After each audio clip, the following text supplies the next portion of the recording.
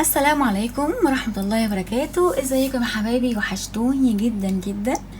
هتكلم عن النهاردة عن كريمات للجسم، للايدين، للرجلين، للشفايف، كل حاجة.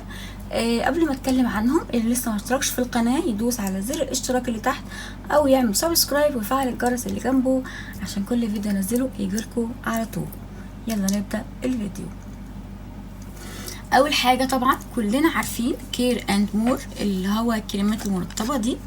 هتلاقوها في الصيف في الهايبر ماركت، هتلاقوها في السوبر ماركت، هتلاقوها في الصيدليات، هتلاقوها في المحلات العاديه، هتلاقوها في كل مكان. موجوده على امازون، موجوده على نون، موجوده في كل مكان، موجوده في كل اماكن.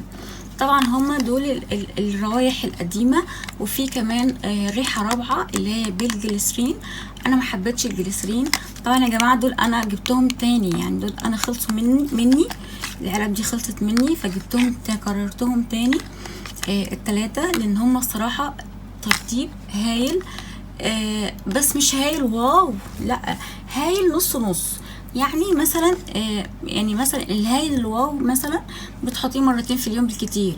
لا، ده مثلا تحتاجي مثلا تحطيه بعد مثلا غسلتي مواعين، تحطيه الصبح انت ونازله الشغل، تاخديه معاكي في شنطتك تحطي منه، وهكذا. يعني لازم يكون معاكي عشان ترطبي ايدك على طول. بعدين لقيت ريحتين جداد. انا بالنسبه لي جداد، يعني انا مش عارفه، ما شفتهمش قبل كده، بس انا بالنسبه لي جداد، فحبيت ان انا اجربهم. روايحهم حلوه، شميتها صراحه حلوه. بس في مشكله يا جماعه، هي اول حاجه المشكله ان احنا هنا ما نشيلش الورقه دي ما نشيلهاش. ليه بقى؟ لان احنا لو شلناها الغطا مش هيقفل كده، لا، الغطا هيسيب وحده. هتحسي ان هي مش مقفوله، فهتضطري ان انت ما تاخديهاش معاكي في اي مكان. فدي ملحوظه لازم تاخدوا بالكم منها. الورقه اللي هي الداخليه دي ما تشيلوهاش، خليها لغايه اخر نقطه معاكم عشان خاطر تفضل الغطا نفسه يتحكم في العلبه او في ايوه العلبه دي، اللي تخليكي ما يتسابش منك وتبهدلي الشنطه بتاعتك او تبهدلي هدومك وهكذا يعني. فده انا الصراحه حلوين جدا جدا بالنسبه لي. في ناس حبتهم وفي ناس ما حبتهمش، انا حبيتهم الصراحه، واسعارهم حلوه قوي، اسعارهم تحت 100. فتحت 100 يعني سعرها جميل. بس في كمان ملحوظه تانية، في حاجات روايح اغلى من روايح، مش عارفه ليه، بس انا لقيت كده على نون في حاجات اغلى من روايح. يعني مش عارفه، دول متهيالي غاليين عن دول، دي مثلا اغلى عن دول، حاجه زي كده، مش فاكره بالظبط الاسعار، بس كلهم تحت 100. دي الزبدات بتاعه الشفايف، كلهم يعني ناس كتيره بتشكر فيها. انا طبعا حبيت ان انا اجربها، فجبت ريحه اللي هي الفراوله، وجبت ريحه اللي هي جوز الهند. جوز الهند يا جماعه مفيد جدا اصلا للشفايف اصلا يعني. يعني حاولوا تجيبوا حاجات كده فيها جوز هند، فيها ارجان، فيها شيا، حاجات كده عشان خاطر ترطيب الشفايف. بصوا، هي شكلها صغير زي ما احنا شايفين، مش عارفه افتحها، استنى افتح الفراوله.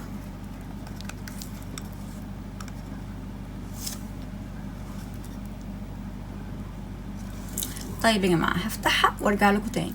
ورجعنا بعد ما فتحنا العلبتين. اول حاجه الفراوله بيكون شكلها كده، ريحتها فعلا فراوله فعلا، يعني شايفين. هي المفروض يا جماعه تتحط في التلاجة عشان خاطر هي سايحه، فهي لازم في التلاجة لان انا ايديا اتبهدلت. تاني حاجه الجوز الهند، عايزه اقول لكم ريحتها خطيره، جوز هند فعلا، وكريمي، يعني تحسيها ان هي عامله زي الكريمه. لازم تحط في التلاجة لان انا ايديا اتبهدلت من جوز الهند. ريحتها فظيعه تحفه. ف جربتها دلوقتي على شفايفي صراحه، يعني حاساها حلوه. يعني انا ما جربتهاش عشان اقول لكم يعني، بس انا حاساها حلوه لان هي كير اند مور منتجاتها حلوه لذيذه. وده طبعا انا جبت منه الريحه اللي قبل كده اللي هي دي،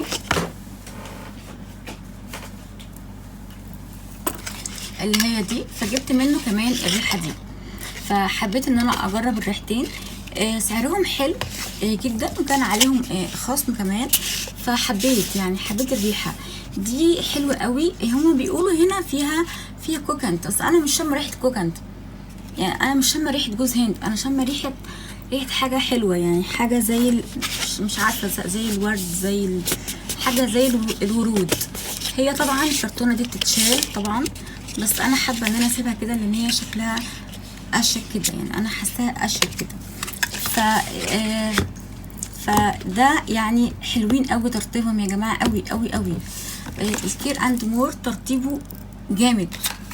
معايا انا في ناس بتقول ترتيبهم مش قد كده، بس انا بالنسبه لي كير اند مور ترتيبه حلو. حلو قوي في شنطتك، مش بياخد مساحه، وفي نفس الوقت سعره حلو، يعني سعره اقل من ده، ده باليه. هعمل عليه ان شاء الله فيديو ليه مخصوص، وعلى منتجات كمان باليه ان شاء الله. بس هو نقارن بين ده وده، ده ارخص، ده غالي، ده كميته كبيره، ده كميته صغيره. ده ينفع للجسم والايدين والرجلين، ده ينفع لكل حاجه، حتى شفايفك ووشك وكل حاجه تستخدميها. ده ليه مميزات وده ليه مميزات، بس طبعا عشان ندور على الارخص فاحنا ناخد ده طبعا عشان خاطر ندور على الارخص. فده يعني اللي حابب يجربوا. الروايح الجديده دي جميله يا جماعه، مش عارفه دي جديده ولا انا بالنسبه لي جديده، بس انا بالنسبه لي هي جديده، انا ما شفتهاش قبل كده، فجربوها مش هتندموا خالص. وكمان الليب باتر، هي فعلا الليب باتر تحسيها زي الزبده كده، فتحفه. ده كان فيديو النهارده، طولت عليكم جدا جدا، معلش سامحوني. استودعت. يلا باي باي.